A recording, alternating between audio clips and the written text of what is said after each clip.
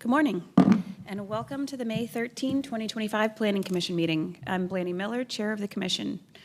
We start every meeting with an opportunity for the public to comment on an item not contained on the agenda.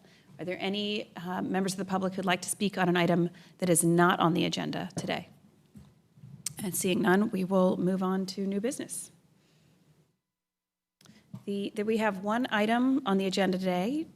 TCZ 5124. This case is to change the zoning conditions on approximately 2.67 acres. It's my understanding that there's some uncertainty about the boundary lines for this parcel. If that is the case, then today we'll hear a full staff presentation and comments from the public, but we will defer action on this case until the boundary questions are resolved. So we will now turn it over to the city planning staff for a presentation. Good morning, Hannah Reckow, Planning and Development.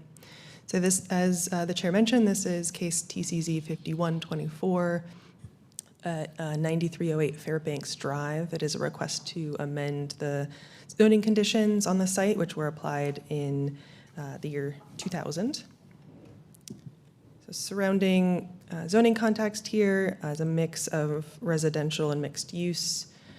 Several scales of residential here, and then most of the mixed use off to the east and south. So this, situating ourselves, this is in northwest Raleigh. This sort of triangle of roads here is Westgate Road, Fairbanks Road, and Leesville Road. Some multifamily directly north of this site, lower scale residential off to the north and west, and commercial uses off of Leesville Road. Zooming into the site, it is partially developed. There's some detached structures that contain commercial uses on the site. Here's some views of what that looks like from Fairbanks Drive. So the request would remove all of the conditions that currently apply to the site and add 3 new conditions. As you can kind of see here, there's a mix of conditions that are now less restrictive or as restrictive as code or would be otherwise not permissible. And then there's also removal of 2-story height limit and some protective yard. The 3 zoning conditions that would be added would prohibit land uses normally allowed in NX. You can see that list here. It includes vehicle fuel sales, vehicle sales and repair. It would also apply a cap to the number of dwelling units, so no more than 60 would be allowed on the site, and then it would apply a cap for office and retail use of 65,000 square feet each. So this is what the existing versus proposed looks like. As a TCZ, there's no change to the designation, but those new zoning conditions would limit residential, office, and retail quite a bit from what is currently permitted. So the site has a higher than average walk score and bike score, lower than average transit score, a lower cost to transportation, but also a lower job proximity than average throughout the city. The request, as you saw, would reduce the number of dwelling units that could locate on the site. There's no commitment to subsidized units, and we're not within walking distance of transit, but the requested district would still permit a variety of housing types, smaller units, and smaller lots than the citywide average. So demographic and land use history is a smaller proportion of surrounding residents who are low income compared to the city average, and a slightly higher percent change in median rent than the city average. Future land use designation here is neighborhood mixed use. The request is still for an NX district, so consistent with that guidance and consistent overall with the comprehensive plan. Some policies you can see here about the scale, variety of housing, zoning for housing, and restricting some of the more impactful land uses. Inconsistent policies.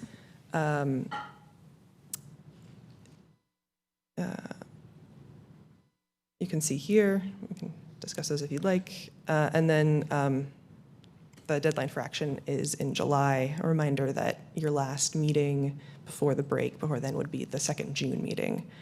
And it is my understanding that since the agenda was published, the applicant has identified a ownership issue that would affect the boundaries of the site. So would recommend deferring action until that is settled. Thank you very much. We will now turn to public comment, and we will start with the applicant and those in favor. You'll have a total of 10 minutes to speak.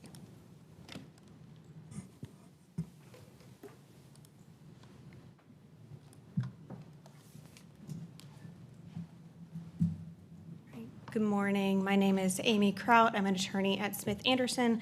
I'm here on behalf of the applicant, Concept 8. I have representatives of the applicant with me today to help answer any questions that you have. Staff did a pretty good job highlighting kind of the overview of the site location and area. This rezoning is really to modernize zoning conditions and facilitate the development of some townhomes on the property. We have identified a boundary issue and a potential GIS issue, so we're asking that we defer the vote to June 10th, but I'll go over the request right here. So as staff mentioned, this is a 2.67 acre site. It's south of 540. It's kind of in that triangle of Westgate, Fairbanks, and Leesville. We've got commercial property to the east, including a church and offices and childcare center, and to the north and west, Fairbanks apartments. And those are lower density apartments. They're more structured like townhomes. In terms of the property history and this request, this was originally rezoned in 2000. That's where those original zoning conditions came from. It transitioned to NX3 CU during the 2016 citywide remapping. Would just note that even before 2000 and after 2000, the property really hasn't been developed. It just looks like they converted some existing buildings on the property from more residential to the more commercial use, but no significant changes have been made. So this really updates the zoning conditions that are pre-current UDO standards and facilitates the development of townhomes. As I said, we're looking at less than 30 townhomes on this site to keep it consistent with the area. Just wanted to quickly kind of go over the original conditions versus the proposed conditions. Many of the original conditions, the reason why we're suggesting deleting all of them is because they're superseded by the UDO. The stormwater, lighting, screening requirements. The current UDO already has restrictions related to all of those things in section 9.2, 7.4, 7.2. So this kind of, we're going to have to comply with UDO and just kind of limit those kind of historic conditions that are in there. In terms of height, this is the big one. This currently limits to 28 feet. The NX3 zoning designation allows 50 feet in height. We're looking for townhomes, so that's kind of why we're suggesting deleting that condition. In terms of the proposed conditions, one of the biggest things that we heard from neighbors is they didn't want a gas station on the property, so we've limited down those uses and removed that. And we did restrict the dwelling units and office and retail just to keep it consistent with that area. This isn't a high density area, so, and we're only looking to do about 30 townhomes. So that's kind of why those conditions are in there. As staff noted, it is consistent with the comprehensive plan and the future land use map. And we really added those, like I said, the conditions to make sure it's consistent with the surrounding area. We do still think it expands housing choice by allowing development of townhomes on the property by removing that height limit. Otherwise, we're happy to answer any questions about the original conditions or proposed conditions, but again, would ask we defer the vote to June 10th. Thank you very much. Are there any other members of the public who would like to speak in support of this project? Seeing none, we will open up public comment for those opposed. Those opposed to this case will have a total of 10 minutes to speak. Please come to the podium and introduce yourself. And then seeing none, we can bring it back to the table for additional discussion, questions from our planning commissioners. Again, since there is a boundary dispute, we will not vote on this today, but if there are any additional questions, especially requests for information that the applicant can bring back to future meetings, now would be a great time to identify those. Commissioner Fox. Noting I guess it's a question for staff. Noting in the staff report, if it's a tier 3 plan that comes through during the development process, that bicycle facilities and a sidewalk would be required. Am I understanding that correctly? I believe so, but, yeah, Carter's nodding. Yes, yeah, okay, thanks up. But I am a little bit concerned about the acknowledgement in here that there's no crosswalk. The staff report specifically identifies the Fairbanks and Pinecrest intersection. I don't know if the applicant had given any thought to providing off-site improvements.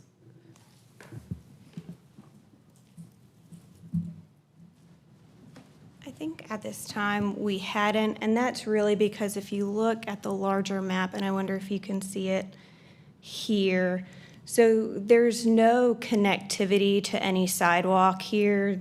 The church lot is this one, and you do have a sidewalk here, but there's no sidewalk over that church lot. So any improvements that are there, and there's no sidewalk along this side of Fairbanks either. So.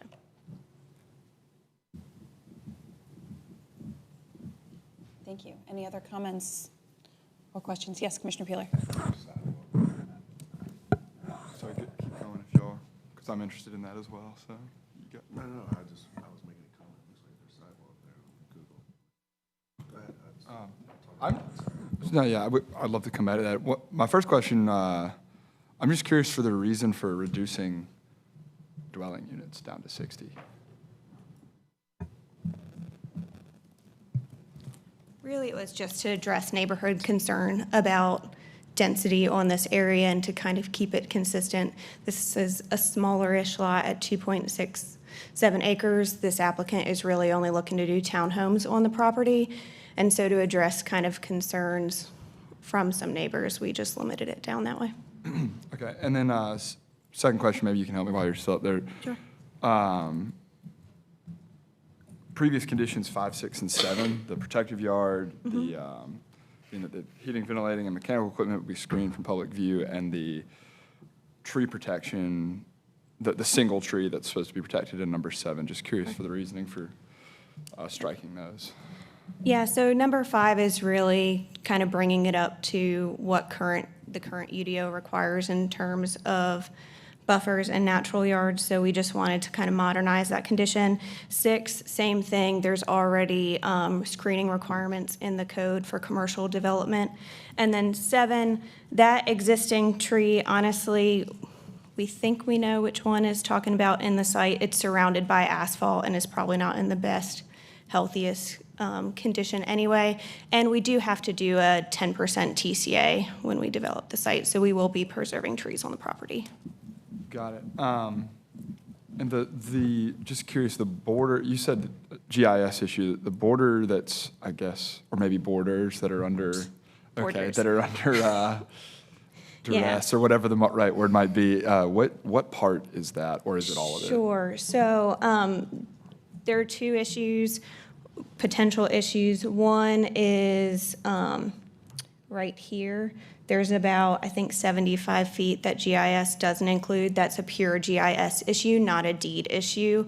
Just the GIS lines aren't correct.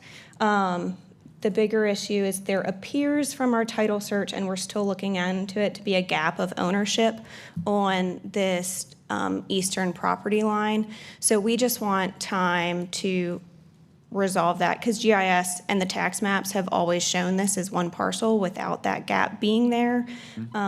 And if we want to include this, acquire it, make sure we have ownership of it, or include it in the zoning condition to make sure it's covered. It's always been treated as kind of this one parcel, but we just want to make sure we have some time to track down. That came up in the due diligence for the property.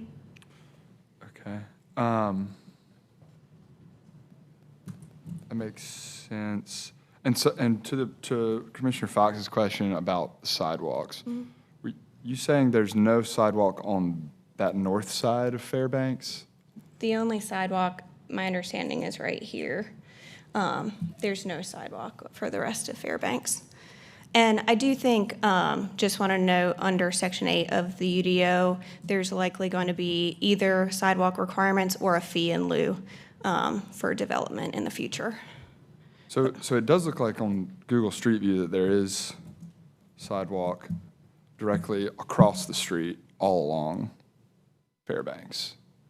From Right there, here. all through there, and it looks like all the way down. Go ahead.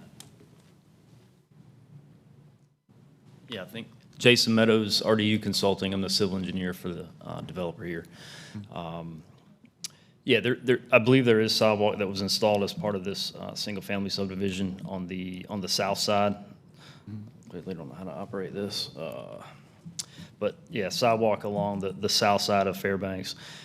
When I did a little bit of research, I mean, the language in 8.4 states that a fee in lieu shall be required if the sidewalk is not contiguous or connected and makes less than half a block of improvements. When I evaluated, this is a daycare to our east. They clearly, to me, paid a fee in lieu because there is a 20-foot slope easement, which is generally what we do when we pay a fee in lieu. We provide a slope easement such that the city can come back and install those facilities in the future. So I think this is a pure UDO issue. The UDO states that we must pay a fee in lieu for that sidewalk unless there's some other, I guess, provision otherwise. And that would, if that happened, that would put, a fee for potentially a sidewalk up to the entrance right there where Raleigh Family Orthodontics and North Raleigh Christian Church is. I'm assuming y'all's lot, potentially pending the border thing, goes up to that entrance to the church. Yeah, it's generally right here on the corner, the southeast corner of the boundary. That red line, that corner is actually proper from what we think. The gap in question is a pie shape of about 45 feet. So if you look at the current map on the screen, you'll see kind of an adjoining looking gap to our north, off that northeast corner. So that's kind of the opposite portion of that is a pie shape. So our project would be responsible for the improvements strictly along the frontage of the property. Gotcha. Along And there's like a Fairbanks. 45-foot gap on Fairbanks.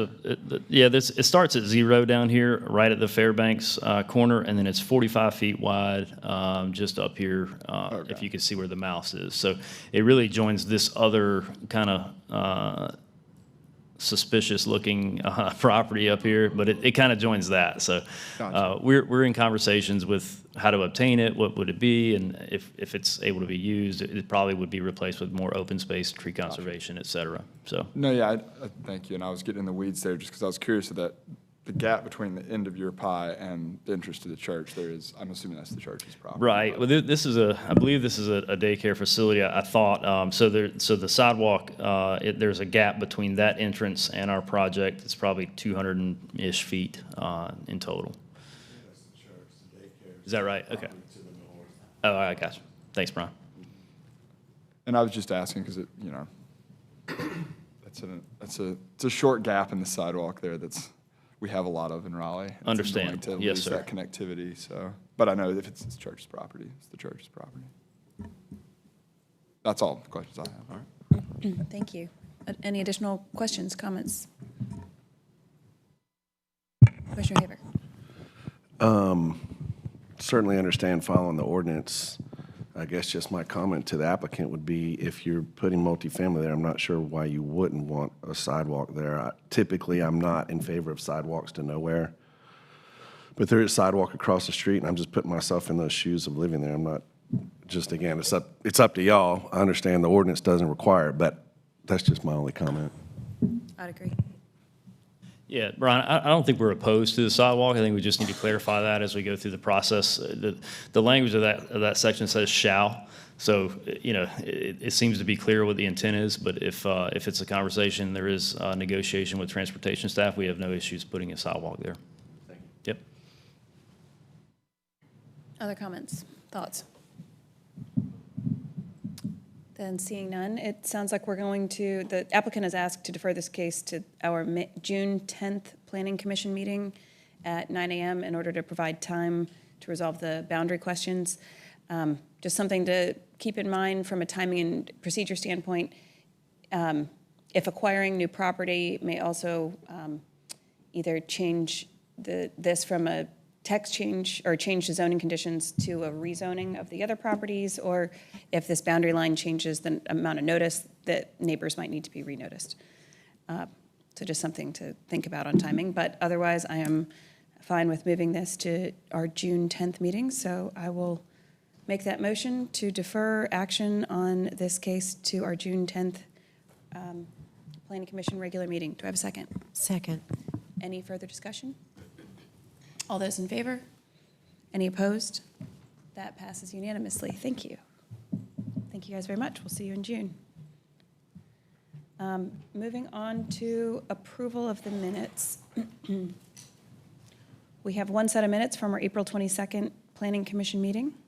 I believe we had one bit of clarifying comments from Commissioner Fox. Is that correct? Did you want to put that on the record? Sure, let me open up what the case is.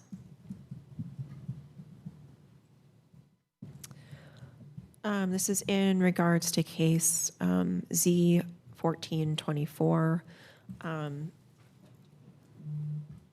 This is a case where the motion was made in the negative, a motion to deny, and so I just asked that the opposing votes be clarified. Thank you. Any other comments from the minutes? Then I will make a motion to approve the minutes with that one change. Do I have a second? Any further discussion? Can we get a refresher on what Z1424 was? I was absent, so I'll defer to Commissioner Fox. Sure. If you open up the minutes, it's on page 2. It was coming out as part of the committee report. Gotcha. Clubhouse, Tar Hill Road. Yeah. Yep, I guess- Clubhouse, Tar Heel Road.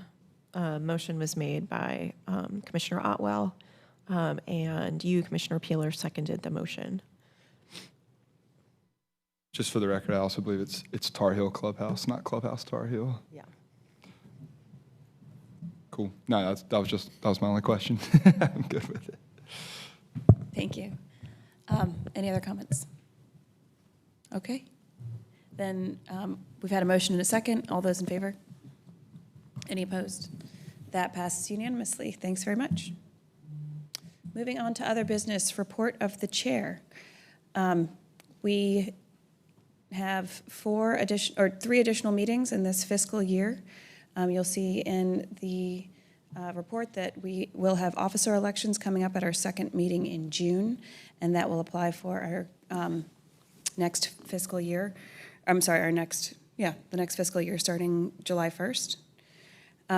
In terms of committees, I believe we have a text change committee meeting this month and next month.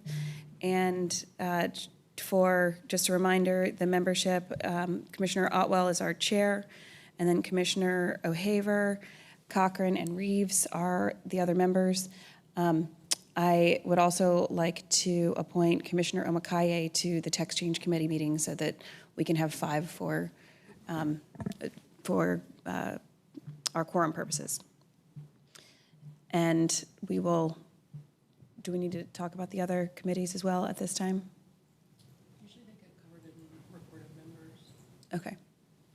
All right, then in that case, we will go down the line, but I will also provide the report of Vice Chair Bennett, since she is absent. I believe we will not have a committee of the whole meeting this month. Is that correct? No May cow. No May committee of the whole. Yes, May, June cow. Yes, June Cal. Thank you. And moving down the line. Thank you, Chair Miller. The Text Change Committee, we will be meeting on May 21st, 4 p.m. in the Raleigh Municipal Building, which is fun because we normally meet at One Exchange Plaza. So we'll be right back in the familiar building. We're going to discuss pedestrian connectivity and stormwater changes. So look forward to seeing all those members there. And no personal report. Thank you. Strategic Planning Committee does not have any items for our May meeting, so there will not be a meeting in May. Thank you. No reports for me, thanks. I currently have a conflict for text change, Dwight, but just keep me posted. If push comes to shove, I can probably get there, but no report. Yeah, so this is actually going to be my last meeting, and I had a couple things I wanted to say for 1 second. So I will be out of town on trip for May 27th, so this will be my last one. Yeah, I was not reappointed for my second term, so just wanted to say a couple words since this will be my last one. To all of you, learned so much serving here, had some great mentors on this commission. Helped me better understand the comprehensive plan, better envision what equitable planning really means. I always strive to not only stick to being consistent with our comp plan and our decisions here, but encourage city and developers to make better decisions for working class and poor neighbors, preserve existing affordable housing, encourage new affordable housing, protect sensitive natural environments, build more inclusively, build in a climate-friendly way, which we talk about quite a bit, and stop our sprawling patterns of annexation in Raleigh. I think we got an incredibly hardworking planning staff here. I had no idea how hard you all worked before I got to this commission. Y'all do so much work to highlight the consistencies and inconsistencies of each case. So I want to say thank you to all of y'all for putting in all that work. Probably the most eye-opening part of this service last 2 years was seeing how difficult that is for y'all, for staff. I was born and raised here in Raleigh. I believe this is a great place that can have a really bright future. And I believe in a vision here that I tried to apply through all my votes, that we don't repeat mistakes that so many other cities around the country and nation make. My ask to the rest of this commission is that you not only apply the comp plan, but you also challenge our council to really break the status quo cycles of development that kind of continue to divide people. They have in the past, but they continue to now by class and race. And that we build Raleigh into a city that has ample public transit, it's walkable, cyclable, doesn't prioritize cars above all else. And finally, that we build economically inclusive neighborhoods that have all the necessary community resources available to every resident, no matter who they are. Again, I'd hope to be reappointed. It wasn't my wish to not move on and continue on this commission, but that's how political appointments go sometimes. I'm not going anywhere. I live here in Raleigh. I'm going to keep fighting for that vision that I push here. Yeah. Thanks for all y'all. I'm sure I'll see you around and work with you maybe in my day job or in volunteer things. So thank you all. Thank you. Commissioner Peeler, thank you so much. I'm sorry I didn't know it was your last meeting, or I would have acknowledged this. Thank you so much for your service on this commission. No one can question your passion and your commitment to your work on the Planning Commission or for this city. It's been really something inspiring to watch. I talk a lot about public service and how critical it is for people who can do it, and you absolutely exemplify that. So thank you for your service. We really appreciate it, and look forward to a long future living in the city together. Moving on to a report of our Assistant Director. Right, so Commissioner Peeler has shared some news from my report. Commissioner McCrimmon was also not reappointed to the commission. Perhaps into the mic. Oh, I'm so sorry. Yes.